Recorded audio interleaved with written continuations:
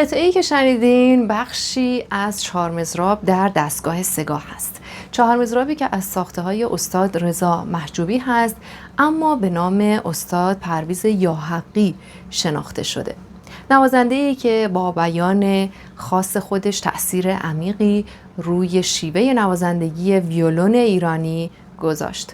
من فریبا توکلی هستم و در این ویدیو ضمن آموزش کامل قطعه به نکات مهمی چون فرم چهار مضراب، نحوه کنترل آرشه در اجرای نوت پدال، گام سگاه و نحوه انگشت گذاریش، جمله بندی و ساختار ریتمیک این قطعه خواهم پرداخت. پس اگر علاقه‌مند به یادگیری این چهار مضراب زیبا هستین، تا پایان با من همراه باشین. من میخوام در شروع قطعه در مورد نوت بگم. مثل همیشه نوت قطعه در پایان ویدیو هست، میتونید اسکرین شات بگیرید، پرینت بگیرید و ازش استفاده بکنید. کوکی که من تصمیم گرفتم این قطعه رو باهاش بهتون آموزش بدم، کوک می لا ر فا سوری هست، یعنی سیم چهارم در واقع ربع پرده کوک شده که حالا من این رو برای شما یه مقدار توضیح خواهم داد. اما روی تیونر شما میتونید سه تا سیم اول تا سوم رو به ترتیب، یعنی سیم می، سیم لا و سیم سوم ر رو میتونید با تیونر کوک بگیرید که روی تیونر سیم اول میشه ای، سیم دوم میشه ای، سیم سوم میشه دی و سیم چهارم رو شما باید به صورت گوشی کوک بگیرید.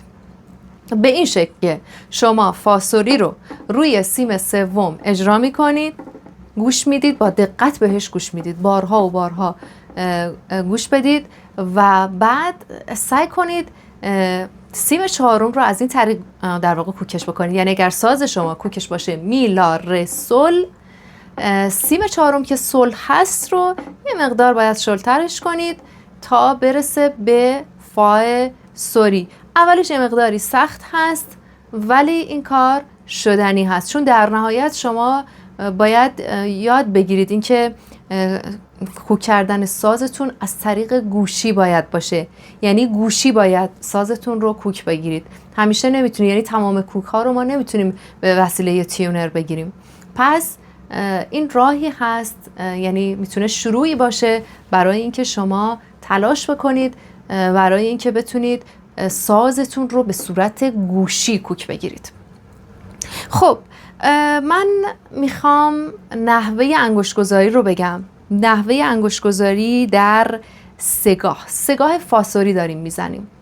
سگاه فاسوری یعنی اینکه نوت شاهد گام ما فاسوری هست. خب این میشه مهمترین نوت، حالا البته در درآمد و البته توی این چهار مضرابی هم که میخوایم بزنیم، این نوت فاسوری نوت واخون ما یا همون نوت پدال ما هست که من در طول این ویدیو سعی میکنم در مورد این هم یه مقداری توضیح بدم که متوجه بشید.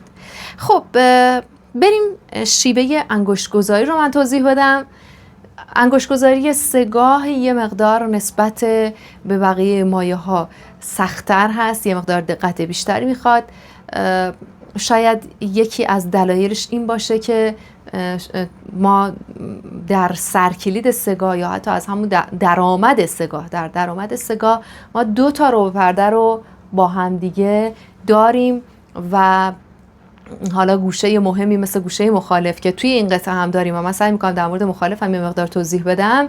یه ربع پرده دیگه هم دوباره اضافه میشه که اون دو سوری هست. پس ما سه تا ربع پرده رو با هم دیگه داریم و خب این که بتونیم این سه تا رو با هم دیگه داشته باشیم، بزنیم و در واقع فالش نزنیم یا خارج ساز نزنیم، خب این مستلزم هم تمرین زیاد، هم دقت زیاد و هم شناخت این مایه هست. پس قبلش حتما انگشت‌گذاری رو روی در واقع سه تا سیمی که ما ملودی داریم، یعنی سیم اول، سیم دوم و سیم سوم، تمرین بکنید که یادش بگیرید و بعد برید سراغ اجرای قطعه. خب در سرکلید این قطعه دارید میبینید که فا سوری سی کرون داریم.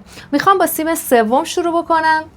سیم سوم که ر هست، از دست باز داریم رس، انگشت اول می، انگشت دوم فا، انگشت سوم سل و انگشت چهارم لا. خب طبق سرکلید ما داریم فاصلی رو میبینیم، اینجا هم نوت فا رو داریم، پس انگشت دوم باید فاصله ربع پرده‌ای یا به عبارتی 3/4 پرده‌ای بگیریم. بریم بزنیم ببینیم صداش چجوری میشه. از ر فاصلی رو به ذهنتون بسپارید.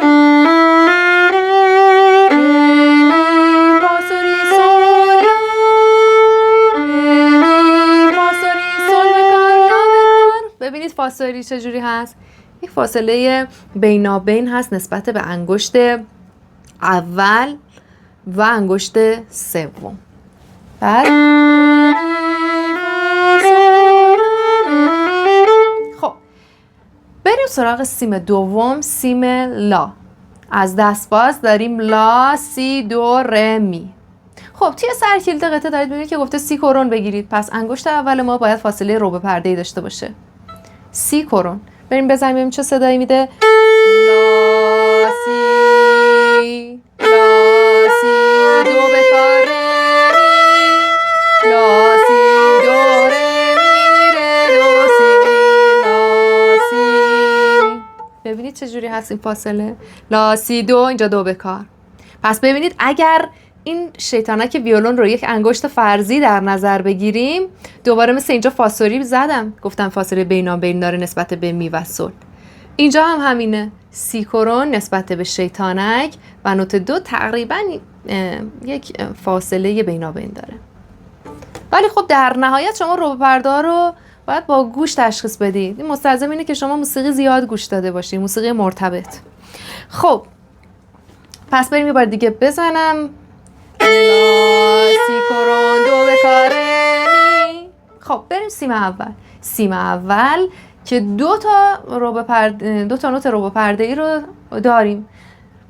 یکی انگشت اول هست که فا هست، یکی انگشت چهارم هست که سی هست. خب به ترتیب داریم می، فا، سول، لا، سی. میشه می، فا سوری، سول بکار، لا بکار، سی کرون. بریم بزنیم. می، فا سوری، سول، سی. می، فا سوری، سول، سی، لا، سول، فا.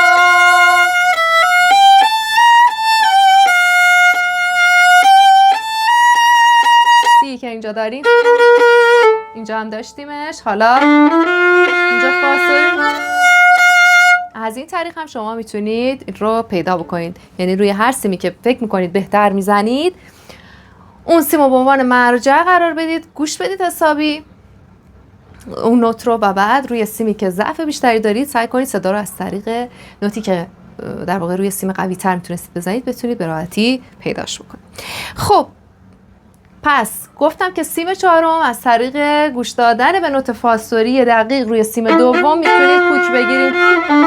یعنی اگر کوک ساز شما می، لا، ر، سول باشه، فاصلی یه مقدار پایینتر یا قبلتر هست نسبت به نوت سول، پس یه مقدار سیمه شل میشه. به نوت فاصلی گوش میدید و سیم رو کوک میکنید که اینجوری هم صدا بشه.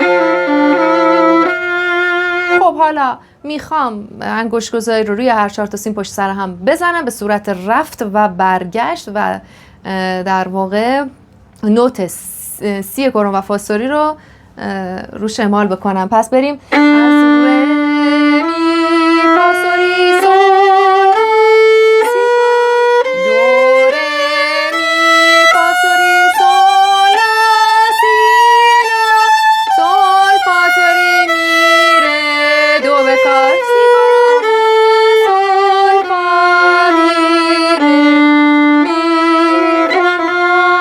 فا. فاصلی نوت شاهد ما هست، من اومدم روی نوت شاهد ایست کردم. حالا میخوام یک بار دیگه همین حالت رو بزنم و این دفعه بیام نوت دو سوری روی سیم لا که در پرده مخالف داریمش، یعنی متغیر پرده مخالف هست، رو در این حالا گامواره بیایم اعمالش بکنیم، ببینیم چجوری میشه. بریم شروع کنیم. پس اینجا سی کرون رو زدم، دو سوری رو هم میزنم. ببینید مخالف رو در خط چهارم این قطعه داریم که حالا من توی اجرای خود قطعه هم بهش اشاره میکنم. بریم فا سوری سول سی کرون، دو سوری ر، لا سی دو ر، پس لا سی دو سوری ر،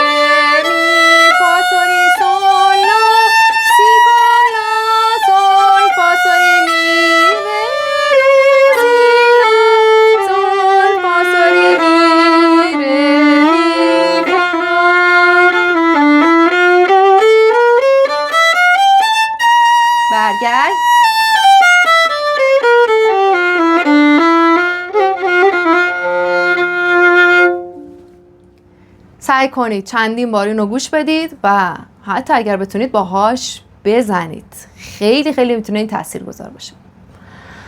خب بریم سراغ نوتی که در ریتم 6-8 میبینید نوشته شده و خب این ریتم یکی از مهمترین ریتم ها هست برای فرم 4 مضراب که حالا میزنیم و باهاش آشنا میشید.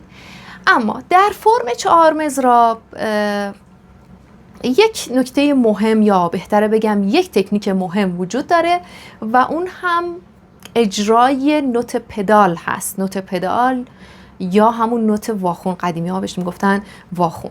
یعنی اینکه ما اگر یک خط ملودی داشته باشیم که حالا اگر همین جمله اول یا همون خط اول نوت رو بخوایم در نظر بگیریم به عنوان یک خط ملودی، سیم چهارم ما که فاسوری کوک شده و نوت شاهد ما هم هست، به صورت واخون، یعنی به صورت پدال، به صورت همراه، به صورت آکورد، به همراه این قطعه، به همراه این خط ملودی باید اجرا بشه. یعنی چی؟ یعنی آرشه باید روی 2 تا سیم کشیده بشه.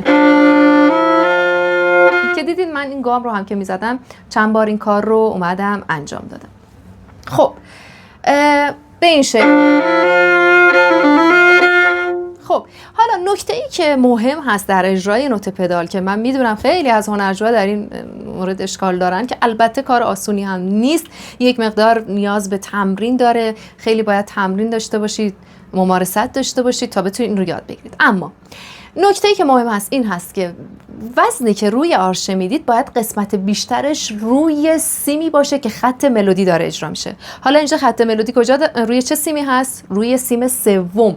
و نوت پدال ما که دست باز هست در اینجا سیم چهارم هست، در واقع باید وزن کمتری رو بهش اختصاص بدیم.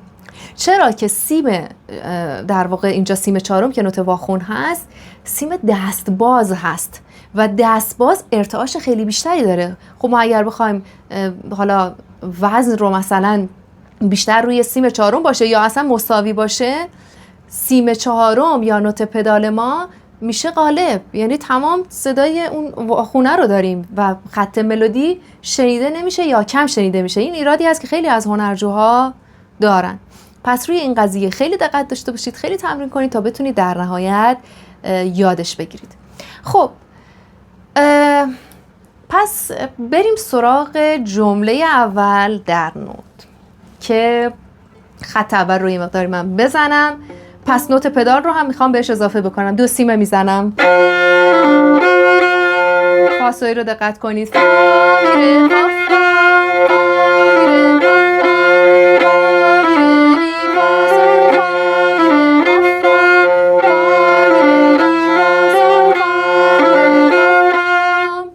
که شروعش ریتم در واقع چنگ نقطه دار هست که به یک دولا چنگ وصل شده. خب این خیلی مهمه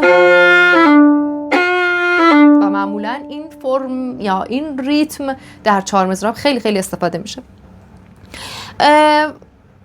در مورد جمله بندی من یه مقدار بگم. اگر دقت کرده باشین دیدید که اکسنت ها رو من در شروع جمله یا در نوت اول میزان اکسنت دارم میزنم. خب شما هم همین کار رو انجام بدید که جمله بندی مشخص بشه و در واقع یک سری نطق‌های نامربوط اجرا نشه. این جمله بندی در موسیقی خیلی خیلی مهم است که حالا جلوتر من در موردش صحبت میکنم. پس اکسنت ها رو من یه خورده میخوام اغراق‌آمیز بزنم، شما یه خورده میتونید غلظت این رو کمتر کنید به خاطر که متوجه بشید دارم این کار رو انجام میدم.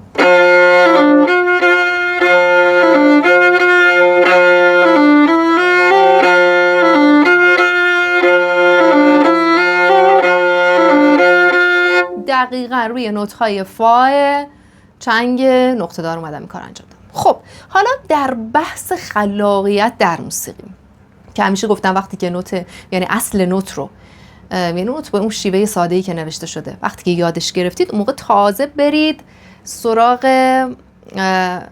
تکنیکایی که حالا می‌خوایم اضافه بکنیم یا خلاقیتی اگر می‌خواید در اجرا داشته باشید در مرحله دوم این کار باید انجام بشه. حالا ببینیم اینجا ما میتونیم چه کار انجام بدیم. من بهتون پیشنهاد میکنم که شروع میزان ها رو یعنی جاهایی که فای چنگ نقطه دار داریم رو بیایم با آرشه چپ بزنیم و این لگاتو ستایی هم داشته باشیم و نوت سوم که فای چنگ تنها هست این رو بیایم در آرشه چپ بزنیم و آخرین نوت از میزان آرشه راست اجرا بشه و این پروسه هی تکرار بشه در این جمله. حالا چرا میخوام این کار انجام بدم؟ میخوام بعد که اون لگاتو تموم میشه اون فای تنهاه با تکنیک اسپیکاتو که میشه این مقدار آرشه پریده میشه میخوام اجرا بکنم. ببینید چجوری میشه. پس با آرشه چپ شروع میکنم.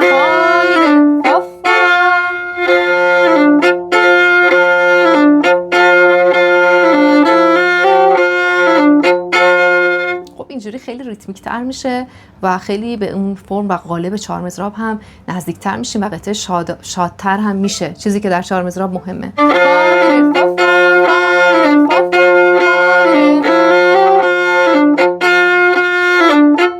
پس اول با سرعت پایین تمرین میکنید و بعد سرعتشو میرسید به این چیزی که من الان داشتم میزدم. یه کار دیگه که میتونیم انجام بدیم توی میزان سوم و میزان پنجم میبینید که در قسمت دوم میزان 3 تا نوت چنگ داریم و اینا هم هستن نوت می فا سوری سل. 3 تا چنگ پشت سر هم هستن. من میخوام بیام اینو تغییرش بدم. بیام 2 تا نوت اول رو یعنی می و فا و بیام تبدیلش کنم به 2 تا نوت دولا چنگ و اون سل آخریه تبدیل بشه به یک نوت سیاه. ریتمیک تر میشه و قشنگ تر میشه. ببینیم چجوری میشه. اینجا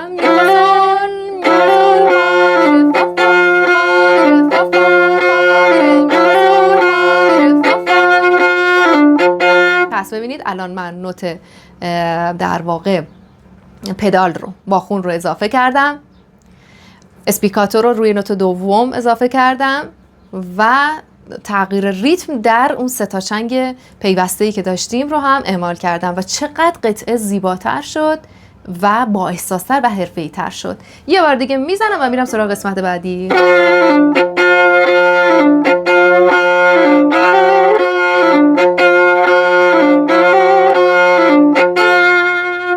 از این جمله زیبای اول و بریم قسمت بعدی که روی سیم اول نوشته شده و فا سوری داریم. دقت کنید انگشت اول فا سوری هست و 2 تا میزان هم بیشتر نیست. دوباره جمله بندی به این شکلی که روی نوت اول اکسنت میدم. پس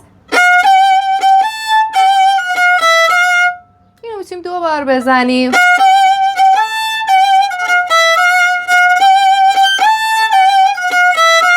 چه کار کردم؟ باز از تکنیک گلیساندو استفاده کردم ولی نوت لا. نوت لا رو گلیساندو بدین.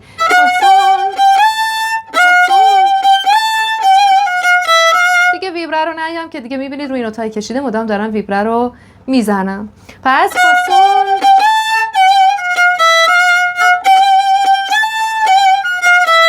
خب در اینجا میبینید که در آخر خط دوم اومده یک برگشت AB یا همون برگشت آبی رو گذاشته. این به چه معناست؟ یعنی که ببینید کجا حرف انگلیسیه A رو میبینید و کجا B.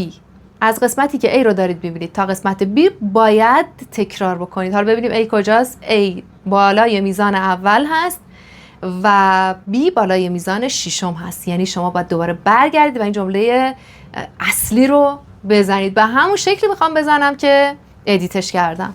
خب پس من میزنم و بعد میرم تکرار اونو میزنم. میشه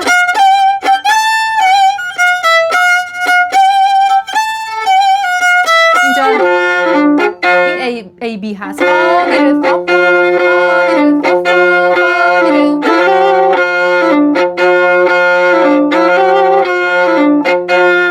خب بریم جمله بعدمون که خط سوم هست. دوباره لا داریم. دوباره روی شروع میزان ها اکسنت میدید. لا رو میخوام گلیساندو بدم. ببینید میتونید انجام بدید.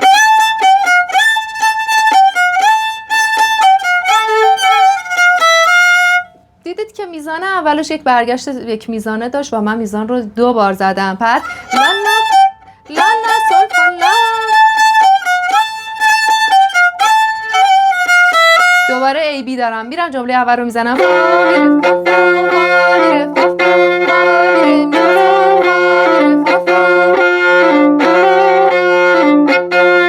تمام جملات AB که زدم دیدید که با خون رو هم زدم.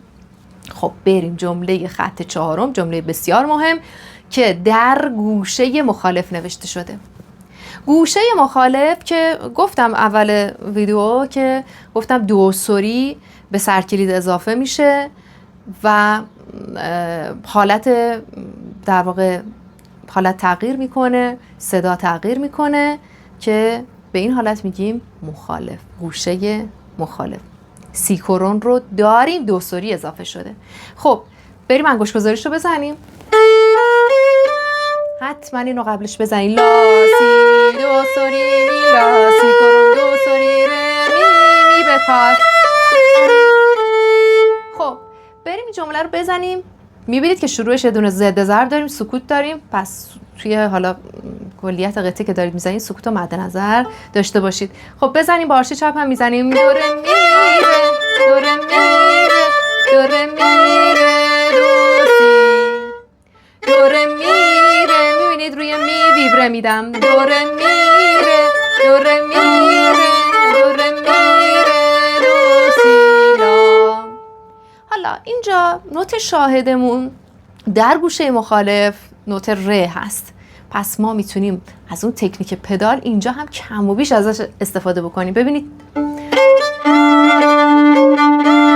اینجا پدال دیگه نوت سیم سوم هستا. دو ره می ره دو ره می ره دو سی لا دو. این دو سفید نقطه دار گلیساندو دادم دو.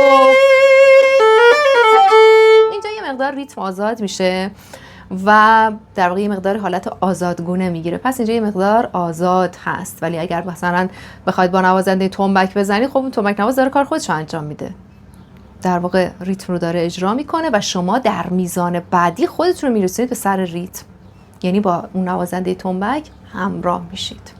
خب پس بزنم و ادامه بدم. دو ره می ره دو ره می ره دو ره می ره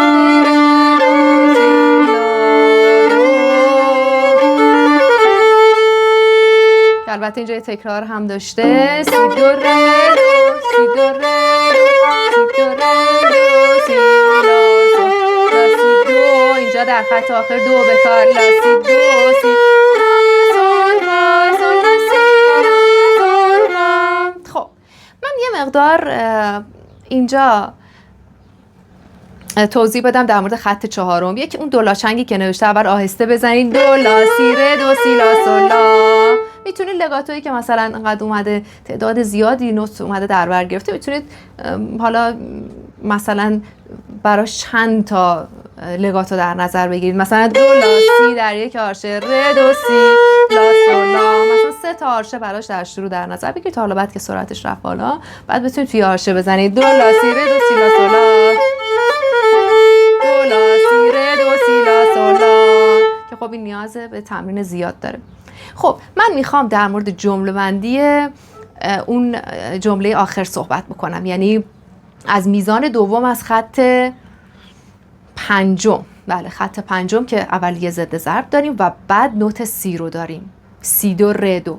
ببینید اینجا جمله بندی به این شکل هست که نوت ها حالا توی این خط پنجم چهار تا مربوطه به هم دیگه هستن، یعنی سی دو ره دو این یک جمله میسازه و دوباره سی دو ره دو بعدی یک جمله. یعنی همیشه اینطور نیست که بگیم شروع جملات از شروع هر میزان هست، گاهی این میتونه تغییر بکنه و این هست که دونستن جمله بندی چقدر میتونه پر اهمیت باشه. یعنی اگر بخواید این رو به این شکل بزنید که بگید خب این هم مثل بیشتر مواقع که میگیم اولین نوت میزان شروع جمله هست و باید قوی ترین نوت باشه، اگر بخوایم به اون شکل بزنیم و از اون دیدگاه از اون نظر بخوایم بهش نگاه بکنیم، یک جمله خیلی بی ربط اجرا میشه که نامفهوم هست و قطعا خودتون هم به عنوان نوازنده ازش لذت نخواهید برد. پس حالا ببینید چجوری اینها 4 تا مربوط به هم هستن و میتونیم قبلش یک تنفس داشته باشیم، یک وقفه کوتاه. ببینید ببینید اینجا سی دو ره دو. من اینجا یه ذره واسطادم. سی دو ره دو سی دو ره دو. میبینید دوها رو کوتاه اجرا میکنم که جمله بندی مشخص بشه کجا شروع و کجا پایان هست. سی دو ره دو سی دو ره دو سی دو ره دو سی لا سول. خب حالا اینجا از میزان آخر از خط پنجم و البته نوت دومش که سی هست جمله بعدی دوباره تغییر میکنه. قبلی ها 4 تا به هم دیگه مربوط بودن، حالا در اینجا تعداد نطق ها به 7 میرسه، یعنی 7 مربوطه به هم دیگه هستن. این جمله اگر این قضیه رو درک بکنید راحت میتونید بزنیش. در غیر صورت جمله یه خورده به لحاظ مفهومی یه خورده در واقع شاید سخت باشه، شاید گیج کننده باشه. پس اینی که دارم میگم رو دقت داشته باشید، وقفه ها رو دقت داشته باشید که بتونید درکش بکنید و در نهایت بتونید اجراش بکنید. پس سی دو ره دو سی لا سول. ببینید 7 نوت زدم و این در واقع جمله تمام شد. 1 2 3 4 5 6 7. بعدی هم به همین شکل که 2 به کار میشه. 1 2 3 4 5 6 7. 1 2 3 4 5 6. آخریه دیگه 6 تاییه. پس من میخوام یک بار دیگه اینو بزنم و با تعداد بشمارم. از میزان دوم خط 5. 1 2 3 4 1 2 3 4 1 2 3 4 5 6 7. 1 2 3 4 5 6 7. 1 2 3 4 5 6. پس به این وقفه ها، به این وزنی که در واقع در شروع هر کدوم از این جملات باید وزن داده بشه به آرشه، خیلی خیلی دقت داشته باشید. من یک بار برای آخرین بار میزنم و بعد جمله AB رو داریم. جمله AB که دیگه میدونید همون جمله اول هست و بعد از بالای اون AB یک علامت مثل اس انگلیسی دارید میبینید که به این علامت میگیم دالسنیو. دالسنیو که یعنی این که یک نوع برگشت هست. میگه برگردید به جایی که این علامت رو دارید میبینید. حالا بریم ببینیم کجاست این علامت. دارید میبینید که این علامت در شروع خط 4 هست. پس باید دوباره از خط 4 که پرده مخالف هست، قسمت مخالف هست، شروع کنید بزنید و تا پایان قطعه، تا همین علامت دالسینو که AB رو هم دوباره در بر گرفته بتونید بزنید. حالا من میخوام همین کار رو انجام بدم. خب از همین خط 5 میزنم. سی دو ره دو سی دو ره دو سی دو ره دو سی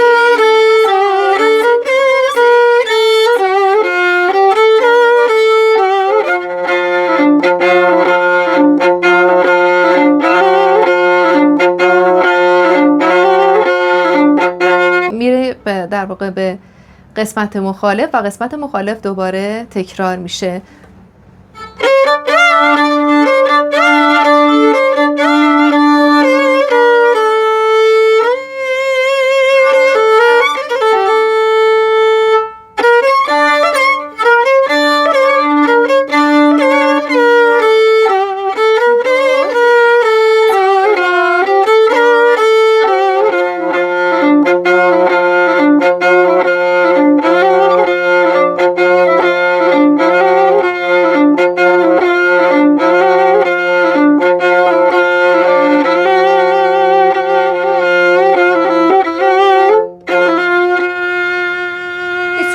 جمله ریتارد بشه، یعنی کم کم آهسته بشه، تکرار بشه و ریتارد بشه و آهسته بشه و در نهایت به اتمام برسه.